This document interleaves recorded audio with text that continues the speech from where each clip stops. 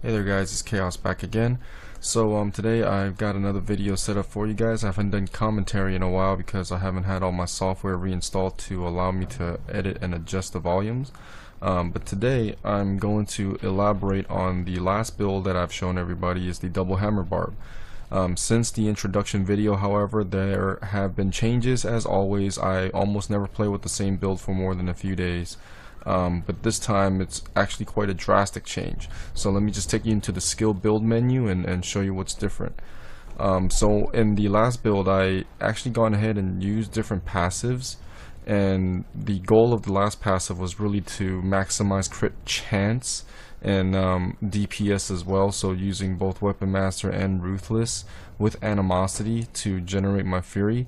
The one thing that I have overlooked as I was playing was there was a little bit of dead time between fights and mobs, and it led to a lot of kiting and things that I wasn't too happy about, but at the same time it was a lot faster than what I was playing with prior, so you know that was hard to see until I started messing with more things. And what I came up with now is Unforgiving in the place of Ruthless. Now you do give us some DPS on paper, but the difference with Unforgiving in this build now is amazing, because I do own a full, Immortal King set. So along with Unforgiving, during a fight you're gaining up to 4 Fury per second, because 2 you're going to get from the IK set, 2 from Unforgiving, added together 4 per second. There's a couple of things about Unforgiving by itself that it will do for you even if you don't have it. So like the IK set, this is basically going to give you like a bonus 2 Fury per second. And you could run whatever gear, so you like Mempos and you like, you like Witching Hour belts and things of the like. You could wear those and not have a full IK set, but still gain the benefits from just using this alone. However, when coupled with the IK, it's amazing. Here's why. Because you could sprint and look at the Fury. So long as I basically have IK and Unforgiving, I could sprint for days even if I don't have any mobs or anything like that. So this opens you up to a couple of things. You could go ahead and choose to use a different sprint if you like. If you have enough DPS to supplement, if you don't need the extra Fury gen, you could put Marathon in there and have a blast, running around, and you don't have to worry about losing out on it. Or if you're playing a team game, you could try to go ahead and throw in Forced March and help out your teammates.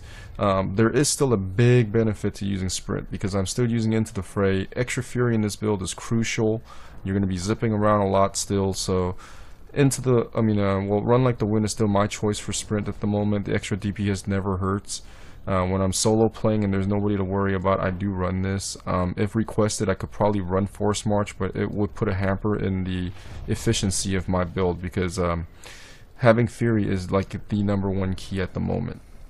Okay, so speaking of which, this build right here is only possible if you have a lifesteal weapon, because if you don't, and you're going with a lower price Scorn with nothing but pure DPS, which could be had for a lot less than if you're going with lifesteal, you're going to have to give up one of these slots here to fill in with Bloodthirst, which is your 3% passive for lifesteal. And the problem with that is if you lose Animosity, this build is revolved around hammering things constantly, and if you don't crit with the hammer, you lose a flat 20 Fury straight off the bat. That's almost, well, not almost, but that's exactly 4% crit chance that you lose for the next hammer that you throw, and that snowballs.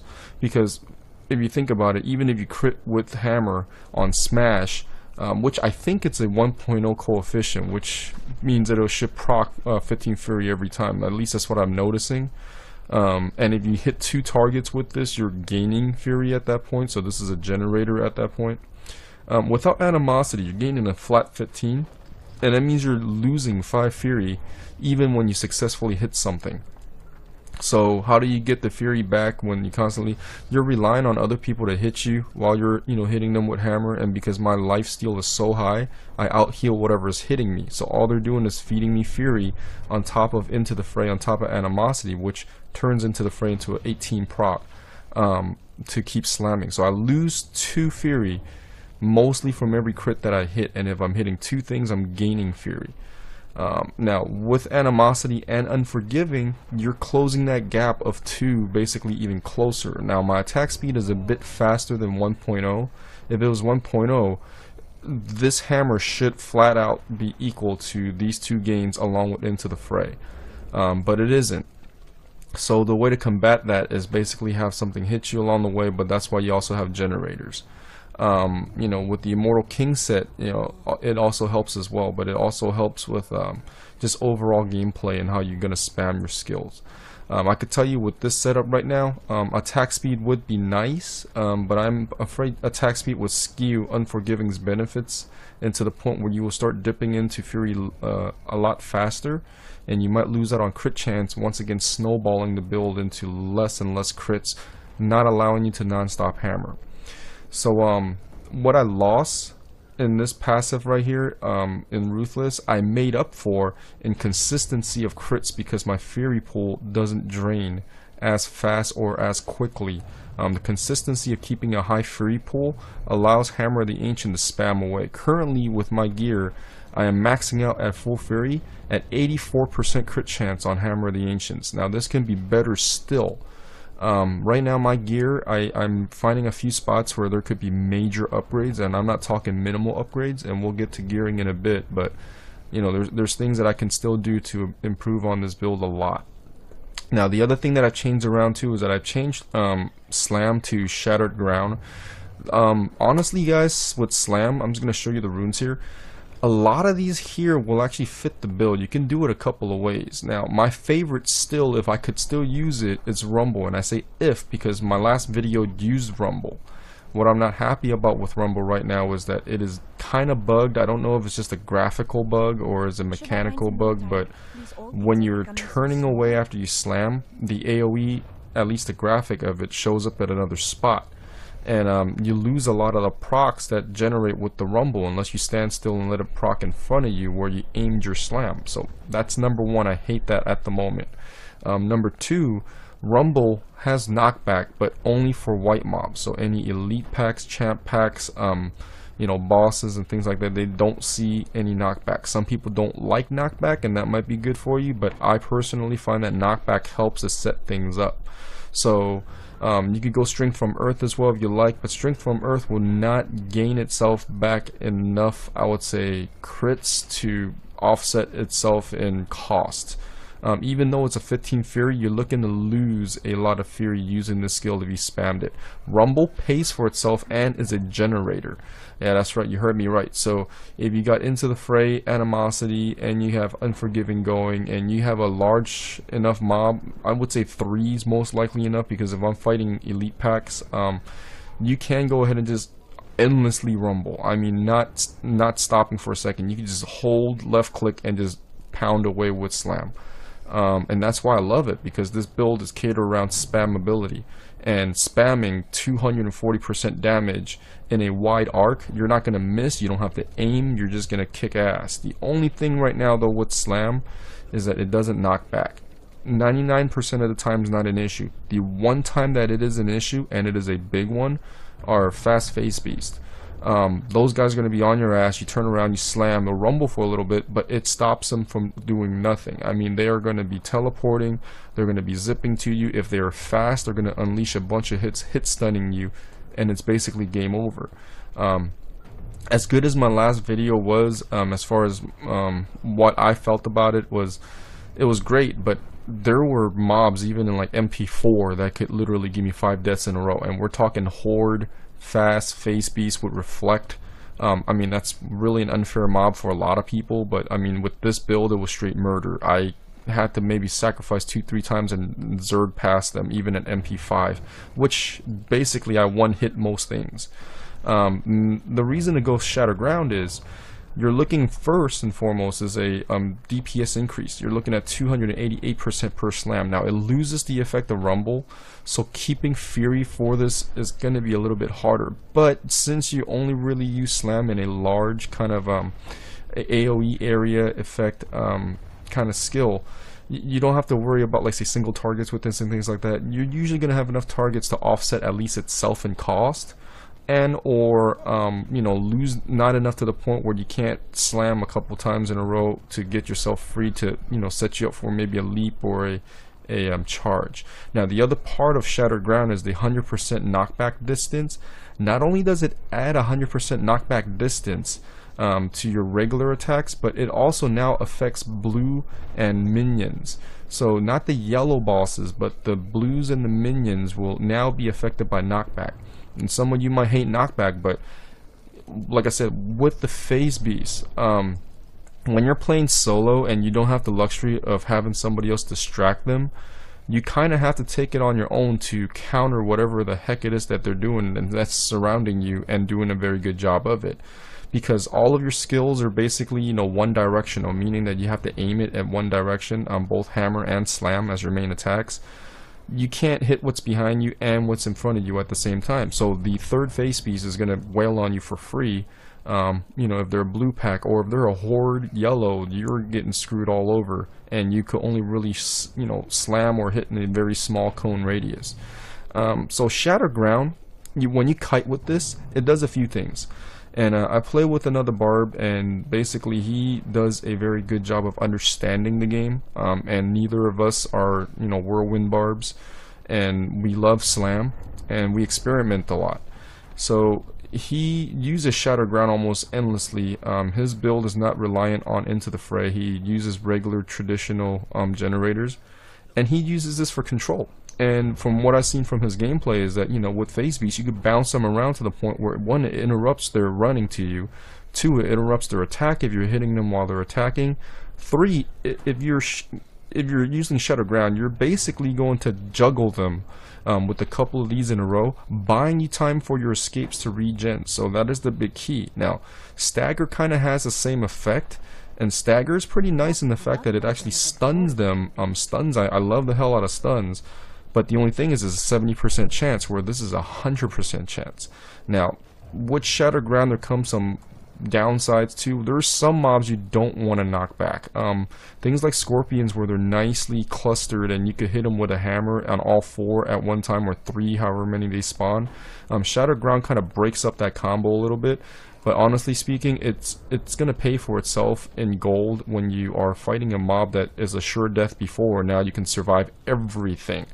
There isn't a single mob that I would say that I would be too afraid of now. I would maybe think Health Link Phase Beast with Reflect Fast and Fire Chains would be up there, but once again, that's probably as ugly of a mob as you can ever meet. Okay, so those are some of the changes, but I kept everything else the same. Merciless Assault with the charge, Death from Above. I'm still too fond of stuns right now to give up for anything else. Some people right now are looking for Call of the Area. These two are honestly my only runes that I would even think about using at the moment. None of these guys here ever make sense, so these are just complete waste of rune space here. Call of Area is nice for if you wanted to drag things in to set up for hammer. But I personally like launching into something and then stunning them for 3 seconds, allow me to weigh in on them or wail in on them with, like, say 3 slams in a row. This is especially true when you're fighting bosses and Ubers. Now, when you're fighting bosses, these stuns are really the only thing that would affect them. Call of the Area does not. You can't say, like, pull, you know, Siegebreaker or Cole in when you're fighting those Ubers. Neither can you pull Magda or Skeleton King. However, you can stun them by jumping in, and because it's 3 seconds worth of stun, you are getting almost 1.5 million damage easily, and that's on moderate crits right now with my DPS in this build. So that's one of the things to keep in mind if you're choosing a leap. Right now, Death from Above is a very good skill. Run Like the Wind, I already explained. Into the Fray, self-explanatory. So that's the skill portion of it. Now, I also made some changes to my items, and of course I had sold another item for 500 million lately. It was a mojo, and when I posted, people were telling me it didn't deserve what it was, but I knew what I had. -10 Thing from the Deep for zombie chargers, and really good stats all around. The damage could have been higher. It was actually at 365 anyways, with I think it was 200 or 100 something intelligence. It was still a pretty good Thing from the Deep, but the zombie chargers literally gave me another 500 million. So thank you, Thing of the Deep. So knowing that I have this money coming in, I gone ahead and bought this guy, which is a Lacunis Prowlers. Now, I already told you guys, from the last video, I had inner pants on at the same time. I bought these pants for $9 million. I think I got a really good deal out of this because it was everything I was looking for except for sockets. But with these rolls here, I can get by until I find something else on the auction house. For $9 million, a steal. High armor, high resistance, high vitality is exactly what I was looking for, and strength. Whatever strength I can muster, I was looking for 150. I dropped 5 to get to this, not a problem. The Lacunis allow me to not wear the inner pants anymore. Although I lost 1% attack speed and 1% crit, well worth the vitality upgrade, because if you're looking at my last video, I was running on 26k HP. Now I'm at 41,000. So, I mean, the pants alone didn't give me the 15,000. There was other pieces involved. I also bought these shoulders, which were another thing that I've done. And before I found these guys, I was looking at 2 others, which was a little bit more expensive. Actually, no, they were not more expensive, but they in my opinion, ranked a little higher. I gone to d3up.com and used their calculator and found this a few pages after the first 2 bids that I've placed. Luckily, I was outbid, and I bought these straight up from a buyout for 8 mil. And right now with my resistance and my armor, I benefited more from having more vitality than really keeping high armor and mediocre vitality and high strength. So from this, I coupled it with the pants, and I gone up almost 15,000 HP. So I would say you think that's tanky, but man, it is not. Right now playing MKII is far mode. It feels like MP0 to me. And MP6 is kind of like where I would have to play a little bit. 7 is kind of like survival mode for me at the moment. And I know it sounds atrocious with the gear that I have, but unfortunately, unless you're running Whirlwind and you have ways to escape just about everything with Wrath of the Berserker, it's not the same game for a lot of other builds out there. So the Lacunis that I got are, pretty good, and I actually paid 212 million for these. And it's not that it's important that you know how much they cost, but I'm just saying, to get to the level where I'm at, it's going to take some gear. I also have found a new amulet since my runs as well. So my amazing 54 level amulet is no longer in service. This is a way better amulet for DPS, but I did lose a lot of life using it as well. So I'm just going to scroll through all the gear so you guys can take a look at it. And what I'll do now after this is run through a little bit of gameplay to show you how this differs from the last video, because it should be a lot smoother. So generally speaking, and I don't know why I'm doing this in the middle of the video because it's going to be hard for people to find it, but let's go just Area Crater 2. I usually like to run the non, so what I'm going to do is I'm going to proc, and you can see when I'm in town I just get free recharges. So that's a 3-hit. And I'm playing MKII right now because it makes the most sense for me farming at the moment with MKII. So you can see I'm spamming skills and they literally are paying for themselves. And this is a reflect mob. You gotta be careful with reflect too if you guys are playing this build, because I find it really buggy sometimes where I can group a group of reflect mobs together, hit them with hammer, and not feel the effect at all. And then there's some mobs out there where I do the same thing and I am near instant death in 1 hit. So you just kind of have to pick your poison, be careful, look at your damage numbers, see if the string of reds are popping up. If you know that their reflects play a little differently. Slam is 100% safe if you have like the life steal that I have right now, which is at 8.8%. And you can see I'm slamming even with shattered ground and I'm still retaining full fury.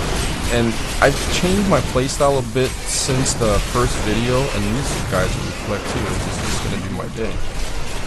Now, they're going to nerf reflect from what I'm seeing as far as forum post and a blue post talking about the situation. They're thinking of ways to alter it, so do expect me to change up the build once again when things are coming by with, differences in reflect damage. But going back to what I'm saying is, you can notice that,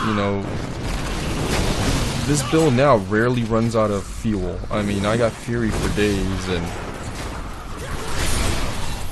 now I would like to set up more with slams and charges. Those I could use in conjunction together now because I have so much Fury. I could use the juggle from Seismic Slam to kind of get myself out of trouble as well. So that's kind of like my third protection.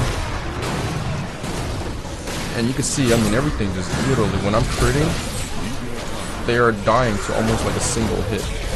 So it's really easy for me to get through Act 5 or MKII in Act 3 and not worry about farm speed and efficiency.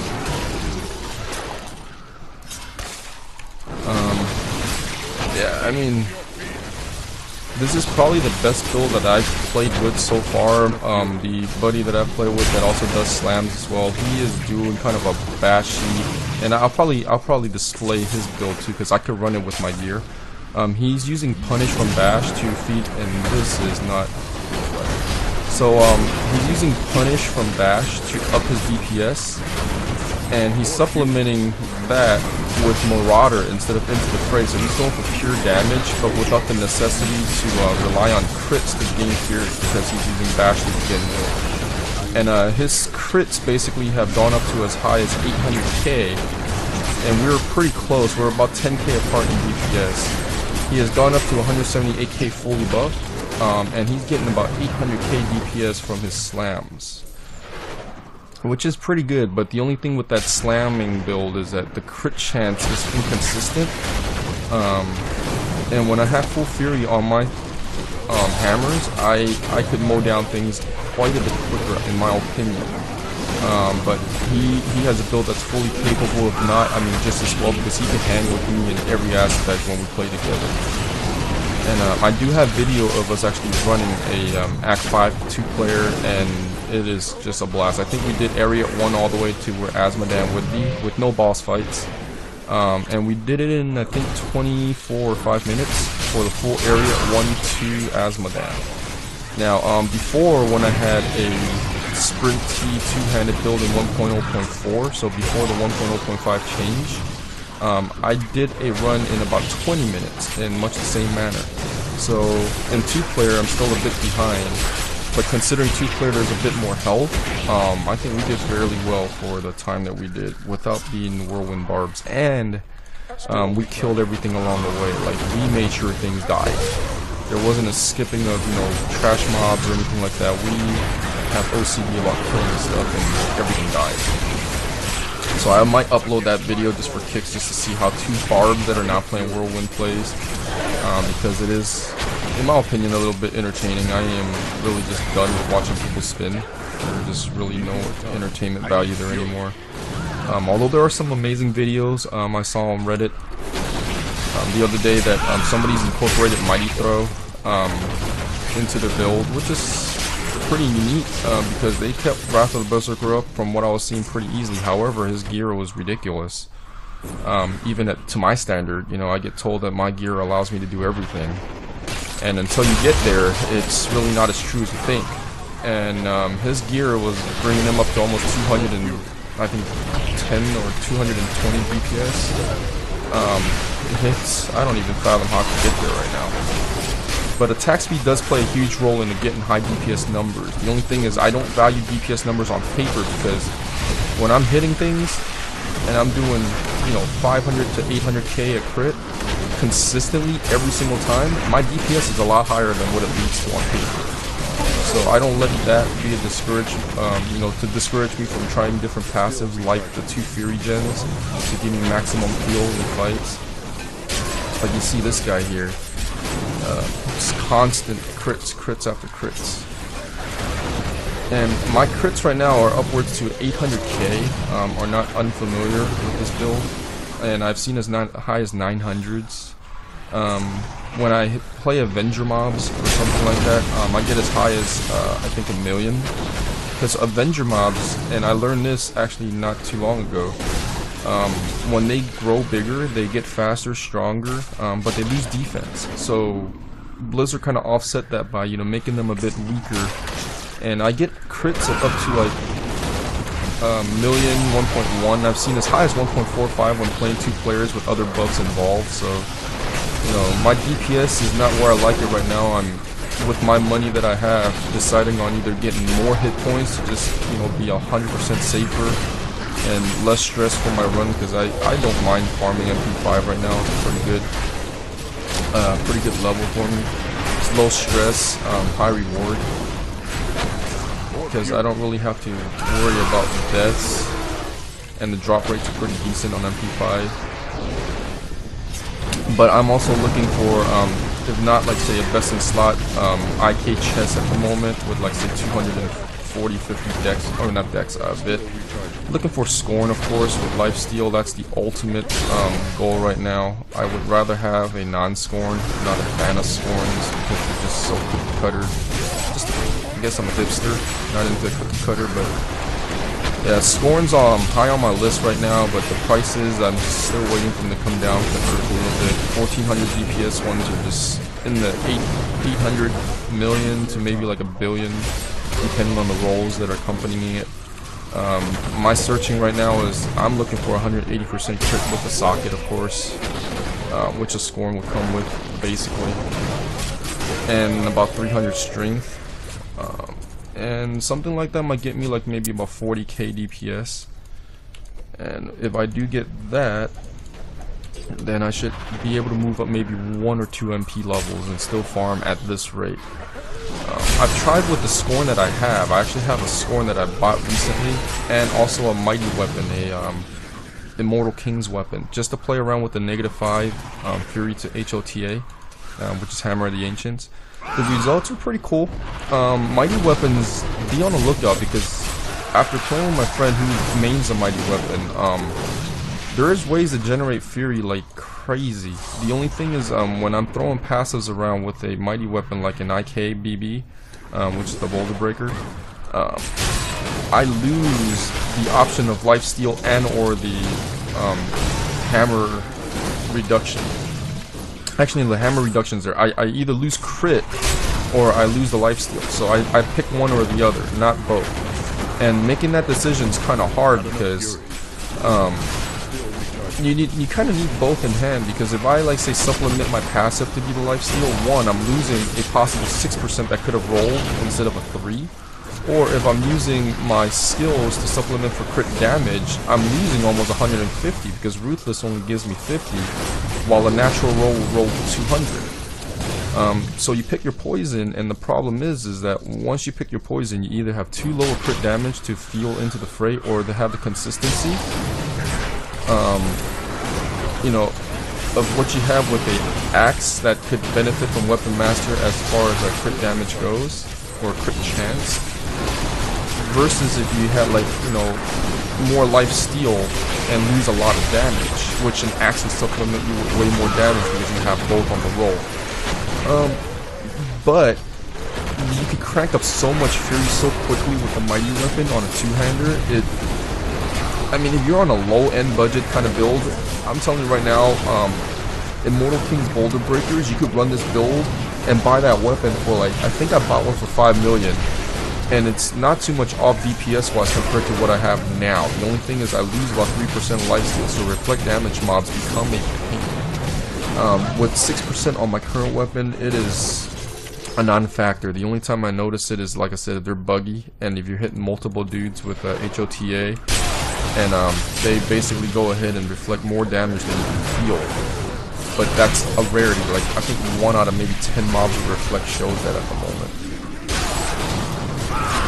But yeah, I might make a budget build around the IKBB just to show you guys. Now the consistency isn't as high, but with that build, with the Mighty weapon, you don't have to worry about Fury anymore because it generates so fast. Hammer itself actually becomes a generator even if you miss crits. So that's pretty amazing the way that works right now. And I'm commentating right now, I'm using Slam a little bit sloppily. I'm using it more so than I normally would or regularly would. Just because I am not fully concentrating on the gameplay. But you can see, even though I'm not fully concentrating, there's really little obstruction in MP5 that could stand in my way. I had a little bit of a hairy situation with the Hess or Herald of Pestilence guys earlier, but yeah, those guys here, once in a while could sneak in a kill. So Phase Beast mob, let's bring all 3 of them in just because this is a reflect mob with illusions. Now illusions make it a little bit easier because the illusion guys will definitely heal you. So now this is where Shatter Ground comes into play. You can see I just segregated, or not segregated, but like I just separated the group of Phase Beasts and just left one where I can kind of wail on at my leisure. And having them not gang up on you is the key to survival against phase beasts. Before, I couldn't do this. There was no way for me to shake them off of me. I could try to out-heal them, and in MP5 I kind of can, because one of my slams do so much damage that they can't hurt me fast enough to kill me. But with reflect damage, my heals are kind of offset, you know, by the reflect that's coming in, so they can actually out-hurt or out-DPS me in that manner. So what you just saw there seemed easy, but it was all due possible because I've changed to Shattered Ground in single player. Now, if you're playing a multiplayer game where there are distractions and you can't get away, with throwing out, you know, these lazy slams and not worry about kiting and things like that, Rumble is amazing. You can just hold down, like, you know, for me it's left click. You can hold down left click for days and not have a worry in the world. So I would suggest if you're running in a group, it's more efficient. It uses itself as a third generator. Go with Rumble, and you don't have to, you know, watch your spendings with Slam, and that's a very good luxury to have. From what I've found playing, I mean, right now I'm like 1,020, 30 hours, something like that. From what I've found playing this game is the spammier your skill bar is, so, you know, if you're dealing with cooldowns and things like that, the less cooldowns you have to deal with, the more powerful you are. And you mix that in with a lot of crit chance. You know, crit damage would just give you more crit damage, but crit chance give you consistently higher damage. And you just saw, like, you know, 1.3 million in less than half a second, or maybe, yeah, half a second maybe, to that one Galgor, you know. And right now I'm on frenzy mode, so that made it look extremely easy. You can kind of build up with attack speed in this build. Like I said, you could try. It's not my focus because I rather focus on one-shotting things. When you one-shot things, you know, it works out for the best. But you can go ahead with more attack speed, gain mobility too. So depending on your playstyle, and the one nice thing about the Immortal King's axe or the mighty weapon is it gives you a 10 to 11% increase in attack speed by default. So you get quicker attacks than this. It feels like you're on frenzy mode without having a frenzy shrine, so that's pretty cool. And what I'm going to do is I'm going to end this with a key run. So, you know, since I've got the 5 stack anyways, I'm just going to show you guys gameplay. No, I'm just going to screw the pickups down. So I'm going to show you guys gameplay against the Warden. The Warden's nothing hard. I know a lot of people farm MP5 and 6, no problem. But, you know, I just want to show how this build works against it because some of you guys might be wondering. Just to let you know too, this build is fully capable of running Ubers as well. We're looking at maybe MP5 and MP6 Ubers. I haven't tried solo, and depending on the group that I play, MP5 could be just right, MP6 could be just right, but also could be a chore on either end, just purely from the fact that, you know, maybe one person's not exactly fit for the level, and then you're starting to carry at that point. I've tried 7. I've tried 7 with a couple of people that literally didn't belong there either, so it was really hard for me to sustain it at that point. I'll probably try 7 again with a bigger, better group and see how that goes. I think we did really poorly the few times that I've tried. So needless to say, I'm not too fond of that result. I'm going to try to change that up in the future. But farming rings right now are kind of... I told everybody I was going to stop that, so let's not do that. Farming rings is kind of not my thing right now. I don't find that ring to be that important. I mean, I have one on my Enchantress, it's good enough. It's nice if I could get, of course, a perfect roll and then get the extra 35% increase in experience, but... yeah, that's not my concern right now. And I forgot to mention what loot or, you know, what gear I was looking for that would be a big upgrade. Of course, it's gonna be Amara's with crit chance, crit damage, and a -5 to hammer the ancients. That would be ideal right now, and I could go get a Compass Rose. And I know you guys are thinking, well, you already have 12%, you know, on your run speed on Lacunis and your boots. Well, I don't need the other 12%, but the Compass Rose will give me another 50% critical hit damage. And because of the fact that I'm actually, you know, not building attack speed, I don't need a trifecta. So in that manner, I could either get, you know, I'm not looking for perfect roll Maras because that's impossible to afford, impossible to find. So even with the money, you know, sometimes it's not about the money. I can gain an extra 50% crit damage, which is what my build needs most. As you can see, I mean, it's constantly crit damage, crit damage, crit damage. So that in itself, with the negative to a hammer, my hammer would then be a generator for me, and I could use that to supplement my slam build. And I could, you know, use slam more, I would say liberally. So I don't have to worry about, say, conserving energy or fury, and just go at it and, you know, just do whatever the hell to get myself to put this kill speed possible. So until I get that gear, this build is not considered done. You guys will still see many iterations of it, but I'll probably call it Double Hammer Barb Mark II, or, you know, version 2 for the meantime, because I am still fiddling, I'm still messing around and hoping to find even more consistency. Well, I am picking up the ring, so good thing. Not missing the ring. Sorry about that, guys. Not missing any two-handers either, just FYI. So the Warden's dead. I'm just going to finish off Stone Fort here and sign off. But hopefully this video here was a better showcase of the build itself, because the last build that I had, I was Fury starved for a bit, and you can see just hammering all day. Now, a lot of you might be thinking with different rune combinations to some of these skills. I'm gonna let you know right now, Hammer of the Ancient, Smash is the way to go, because if you go with, like, say, Rolling Thunder, which gives you a small AoE to help you kill things maybe a little bit quicker while lowering your overall DPS on a single target, it doesn't proc the same as Smash. Smash, like I said, I think it's 1.0. You can see I'm barely losing any Fury, and I'm sprinting in between Smash hits too. The proc is very important if you want to sustain multiple, you know, hits one after another, and that's especially important in Uber fights, because my job basically is to do this: hold right click and kill whatever the heck is in front of me. Did I actually get that mob? No, I didn't. So I think there's 2 more around here somewhere. And if I can't find them, screw it. It's not worth the time looking. Yeah, so with this build in Ubers, my job is to DPS. One thing about goblins too, I didn't mention about goblins. A lot of people have been talking about the mechanics lately, and goblins have a few mechanics to them. Must make this a public service announcement here too.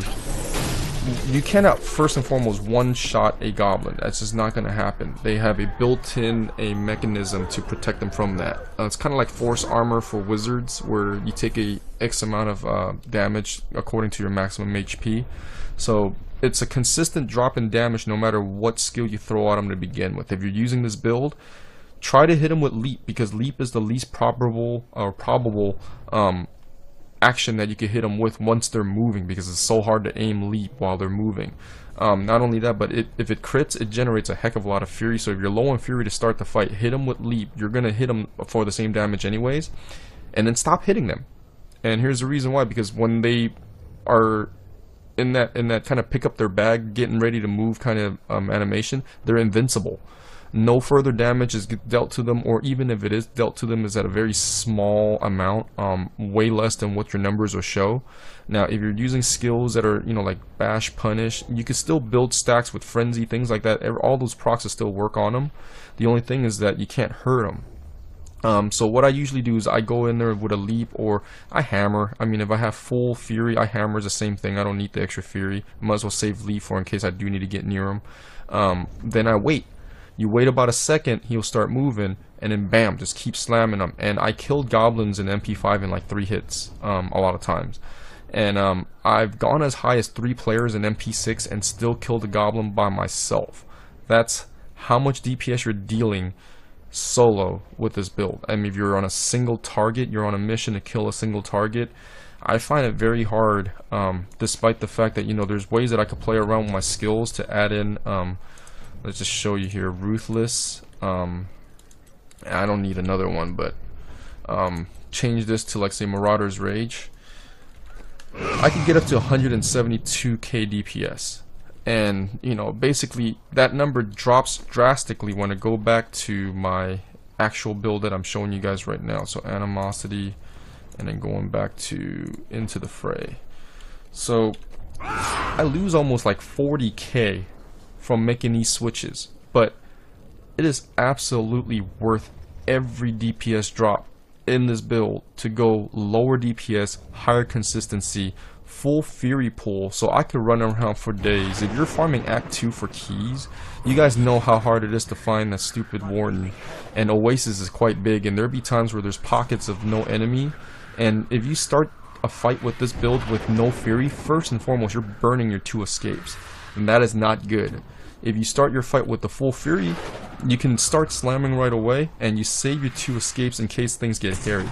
You know, if you leap in and you notice to reflect a little too late, if you leap in and next thing you know you're getting hit stun, the 2 escapes are crucial to your survival. So having this full Fury and just running around like this is so much fun on Oasis, because you literally uncover the entire map. Same thing with Act 1, because Act 1, Field of Miseries isn't small either.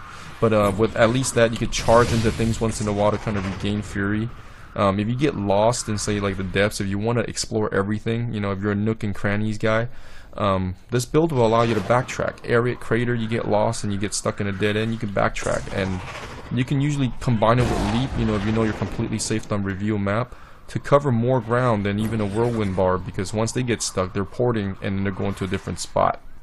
A lot of people go with Whirlwind to be, you know, efficient, and they really are. They still probably are the best at whatever it is that they do, which is getting XP per hour, farming loot. But with this build, you're not that far behind, and you can, at your leisure, pick up any yellow, all yellows if you're inclined to, like me. You're able to pick up, you know, tomes and things. Nobody uses tomes, and I got like 4,000 in my stash right now. Whole bunch of legendaries that I'm getting here. So just to show you guys, this is a scorn that I bought also from, you know, just to test around to see if I could supplement life steal with a passive versus losing a crit chance. Right now my crit chance is at 53. It's 56 buffed. I'm really happy with this number. Like I said, Hammer of the Ancients becomes 84% with my max Fury of 140. I would eventually like to maybe get as much gear as possible, maybe a Stone of Jordan, to up this even more to like another 15, so get another 3% at 87. And also more Fury means more pull, means you can do more even if you're on a snowball effect to keep pounding away. So Stone of Jordan with the damage buff to elites makes up for a lot of the damage, because I don't need this kind of a damage on white mobs. It's overkill a lot of times, and the extra damage to elites will help me out heal them as well. I have to go ahead and read up on if it works on Ubers and stuff like that, but if it does, it would definitely help me a ton on, like, say, the Gom fight. It'll help me a lot with, like, maybe the Skeleton King and Magda, because a single hammer full heals me. So those are some things that I'm still playing around with. My rings are really good, and I bought this for 21 mil. I would hate to give up this thing. I mean, it's so good with crit chance and crit damage on this at the moment. I could tell you guys right now though, when I lose this ring, because I've been playing around with some other rings too, the 6% attack speed, I do notice it, unfortunately. Just to take it off to show you guys here the speed. You could see that is a very sluggish animation, and I've talked to multiple people that brought this up, and they were saying that, you know, there is a weird game mechanic, you know, that surrounds this. Let me just get some Fury really quick. They could get to a certain point in crit chance and not crit chance, attack speed, and they notice quite a big drop in performance when you're at, like, say, a certain level versus another. And that 6% didn't seem like much on paper, but it's very noticeable in a fight. And even hammers too, they don't drop as quickly or as often, so it is right now my minimal for this build that I would say is comfortable, and by that I mean I don't stress about the speed at all. It's at 1.15. I'm at 1.14, so the extra 1% I probably wouldn't notice, but like I said, if you get hunt for 1.15, that's a good place to be. So I would value Axis right now a little bit more than maces, but if you have a mace that's worthy, definitely pick it up regardless, and then try your luck with it, because I could run this at maybe even a 1.0. It's just not as efficient, and you lose a bit of mobility in between fighting. But yeah, generally speaking, this is my build now. I'm going to once again name this a Mark II build, and if you guys have any questions, feel free to drop me a line. I'm really excited about this build, because this is the one build where I think the synergies are I would say just as well as Whirlwind build. I've made a lot of claims before, and looking back retrospectively after making more improvements upon improvements on my older builds, this build right now is the pinnacle of all of that, and it makes the other builds that I look at really bad. Like the whole Adam Barm fiasco, even with a build where I took out Sprint for, ignore pain. This build trumps all of that stuff. And just to keep the babbling short, because I know I tend to do this, I'm just going to sign off here. I said I was going to do that back when the Warden was dead. But once again, if you guys have any questions, look me up, and I will have a picture of the gear and everything like that linked in the YouTube video as well. So thank you very much, and we'll see you next time. Bye bye.